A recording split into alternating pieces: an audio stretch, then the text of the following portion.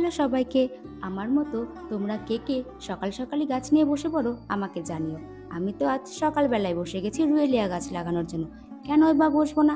আমার কাছে মাত্র এক রঙের রুয়েলিয়া গাছ ছিল, কিন্তু আজ সকালে আমি বাকি দুই রঙের রুয়েলিয়া গাছও নিয়ে এসেছি। আমার কাছে যে রুয়েলিয়া গাছটি ছিল সেটি ছিল গোলাপি রঙের, আর আজকে যে চারাগুলো বসাচ্ছি সেগুলো সাদা আর হালকা বেগুনি রঙের। এই রুয়েলিয়া গাছের আরও একটি নাম আছে, সেটা হলো মেক্সিকান পিটুনিয়া। আসলে এই নামটি একটু কঠিন হওয়ার জন্য আমি বলছি রুয়েলিয়া। রুয়েলিয়া ফুলের কিন্তু তেমন একটা যত্নের প্রয়োজন হয় না। এই গাছটির খুব একটা পরিচর্যাও লাগে না। তুমি মাটি চেক করে একটু একটু জল দিয়ে দিলেই হবে। আসলে আমরা অনেক সময় মাটি চেক করে জল দিতে ভুলে যাই। মাটি একটু শুকিয়ে গেলে আমাদের জল দিয়ে দেওয়া উচিত।